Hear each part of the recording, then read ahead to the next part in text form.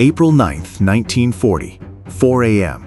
While the residents of Copenhagen were still fast asleep, the sky above the Danish capital suddenly filled with a low, rhythmic drone. Thousands of leaflets, printed in a crude mix of German and Danish, fluttered down like snow, covering the silent streets. Their message was simple: the Wehrmacht has arrived to protect you. But at the border, the reality was far from protective. German panzer columns were already smashing through the barriers, and elite paratroopers were dropping directly into the heart of the city. The Danish army, a force of cyclists and light infantry, found themselves facing the world's most advanced war machine. It was a battle against time, a battle for national honor, and a decision that would be reached before the morning coffee was even served. This is the story of the shortest war in history. 6 hours that changed the map of Europe. This is the invasion of Denmark. To understand why Denmark became a target, we have to look far beyond its peaceful borders. By the spring of 1940, the Second World War had entered a strange, stagnant phase known as the Phony War. While the great armies of France and Britain sat behind the Maginot Line, the real struggle for survival was being fought in the shadows of logistics and raw materials.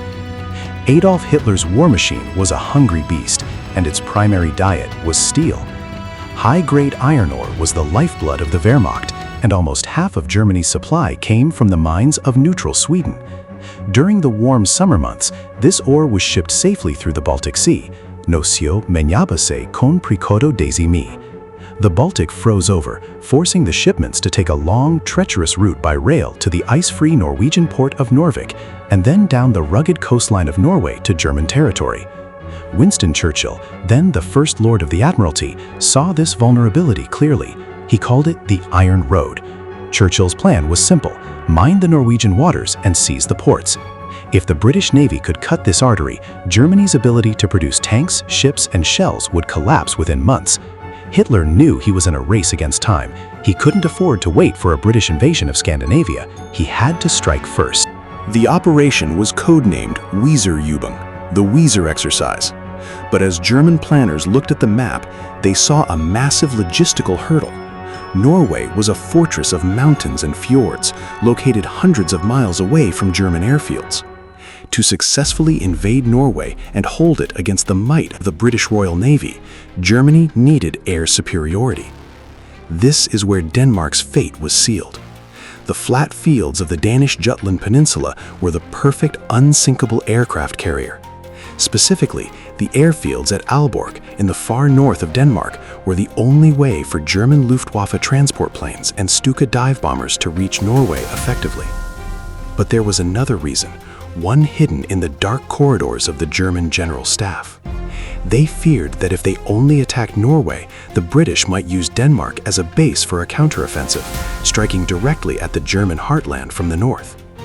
Denmark, with its 900-mile-long non-aggression pact signed just a year earlier, meant nothing to the strategic reality of 1940.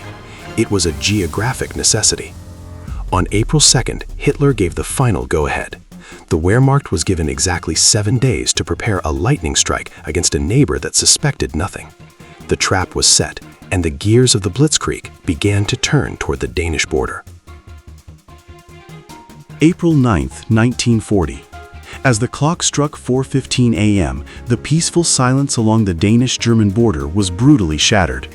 Without a formal declaration of war, without warning, the massive gears of Operation Weserübung ground into motion. The German 170th Infantry Division, backed by the heavy armor of the 11th Motorized Brigade, breached the frontier posts along the entire length of the Jutland Peninsula.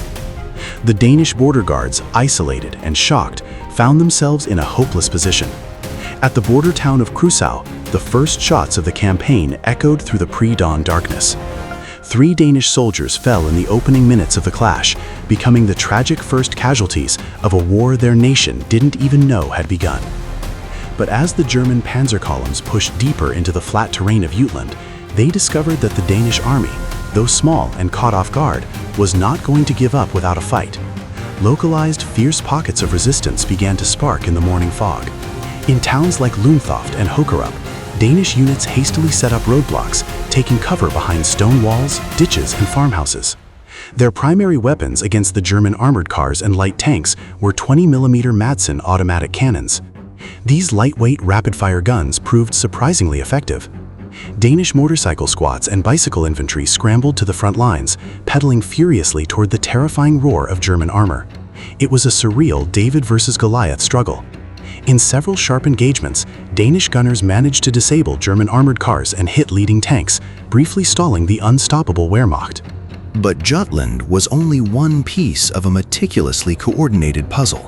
While the ground war began in the south, the German Navy and Air Force were executing a series of daring, bloodless operations across the Danish islands. At the port of Getzer, the morning ferry arrived from Germany on its usual schedule. But as the bow doors opened, it wasn't civilian passengers who stepped onto the docks. It was a hidden battalion of German infantry. They marched off the ship and captured the town and its vital communications before the local police could even process what was happening. Simultaneously, the world witnessed a terrifying military first. German Junkers Ju-52 transport planes appeared over the skies of Masno Island. Within minutes, elite German paratroopers, the Fallschirmjäger, descended from the sky, seizing the strategic bridge connecting Jutland to the island of Zealand. It was the first successful airborne operation in military history. But the ultimate blow was aimed directly at the heart of the nation. Under the cover of the morning mist, the German mine layer Hansestadt Danzig, escorted by an icebreaker, quietly slipped into the harbor of Copenhagen. The Danish coastal fortresses, confused by conflicting orders and unable to identify the ships in the fog, hesitated to open fire. By 5 a.m., hundreds of German troops were disembarking at the Langelinie Pier, just a short walk from the royal palace. The invasion was no longer at the borders. The enemy was inside the capital. While the skirmishes in the fields of Jutland were turning into a desperate, bloody defense, the heart of the Danish nation, the Amalienborg Palace in Copenhagen, was waking up to a living nightmare. By 4:50 a.m., the King's Royal Guard noticed dark silhouettes moving through the morning mist near the harbor. These were not Danish troops. They were elite infantrymen from the German 198th Division, who had just stepped off the decks of the Hansestadt Danzig. As the German vanguard approached the palace gates, attempting a swift and silent takeover, the Danish Royal Guards did exactly what they were sworn to do. They raised their rifles and opened fire. A sharp, violent firefight erupted right in the historic palace square. The cracks of rifle shots and the sharp bursts of submachine guns echoed through the grand corridors of Amalienborg. Inside, King Christian X was already being briefed on the unfolding disaster at the southern border. Suddenly, the war wasn't hundreds of miles away. It was rattling his windows. One Danish guard was struck and badly wounded, then another. The sound of combat filled the air as the royal family took cover, realizing the enemy was literally on their doorstep. By 5:30 a.m., a frantic emergency meeting was convened inside the palace. The room was thick with cigar smoke, sweat, and palpable panic. Around the table sat the king, his prime minister Thorvald Stauning, foreign minister Peter Munch, and the commander-in-chief of the Danish military, General William Pryor. The news arriving by phone lines was catastrophic. The border was breached, ports were falling without a fight, and the communication network was being systematically severed by German commandos. It was at this exact moment of chaos that the German ambassador, Cecil von Renthe-Fink, arrived at the palace, carrying a brutal and uncompromising ultimatum directly from Berlin. He informed the Danish government that Germany had not come as an enemy, but to protect Denmark from a British invasion. He demanded immediate capitulation. If Denmark refused, the Luftwaffe, which was already filling the skies directly above the capital, would commence the immediate carpet bombing of Copenhagen. General Pryor, a proud and fierce military man, was furious. He slammed his fist on the table, arguing passionately that Denmark must fight on. He wanted the king and the government to flee to the countryside or to the islands, to rally the army, and to defend the national honor at all costs, regardless of the odds. But King Christian X stood by the window, looking out over his city. He knew the harsh, pragmatic truth. Denmark's flat geography offered no natural defenses. The army was small, and a full military resistance would last hours, maybe a few days at most, before being completely obliterated. And the price for those few hours of pride would be the total destruction of Copenhagen, the death of thousands of innocent civilians, and the slaughter of his young soldiers. The air outside grew heavier as the low, rhythmic roar of German bombers grew louder, a terrifying psychological weapon hovering right above their heads. The clock was ticking towards 6 a.m. The king faced a choice that would define his legacy and the survival of his people. He looked at his ministers, raised his hand, and gave the most painful order of his life. He ordered the Danish military to cease fire.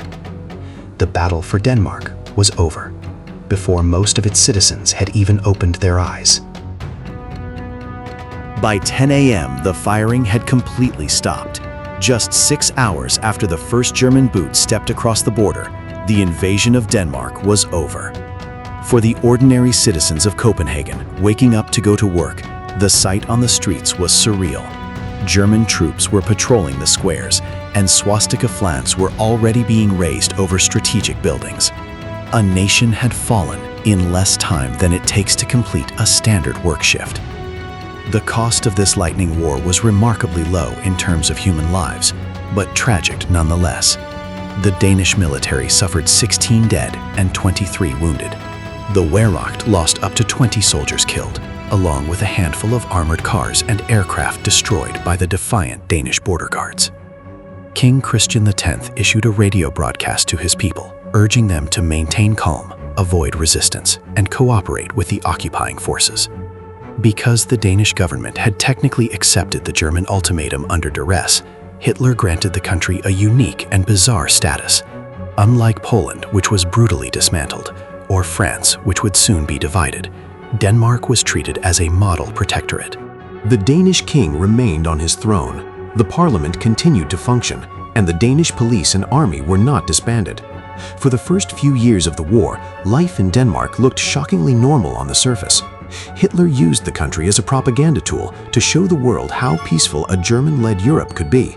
But beneath the surface, a quiet humiliation burned, and the seeds of a fierce underground resistance movement were already being planted. Strategically, Hitler had achieved everything he wanted in a single morning. By noon on April 9th, German transport planes were landing in a steady stream at the captured airfields of Aalborg in northern Jutland. They refueled, loaded fresh troops, and took off again, heading directly into the stormy skies over the North Sea. The stepping stone had been secured. The gateway to the north was wide open. Now the full, unchecked might of the German Blitzkrieg was rushing towards its true and far more dangerous target. Norway was about to face the storm, and unlike Denmark, they would fight for over 2 months in some of the most brutal terrain on Earth. The race for the Arctic had begun. Every single week, we bring you new, in-depth breakdowns of the most critical events, hidden strategies, and untold stories of the war. To make sure you never miss an episode, hit that subscribe button right now and turn on the notification bell.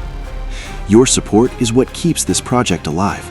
If you found this story compelling, please leave a like, and don't forget to drop your thoughts in the comments section below. We read and reply to every single one.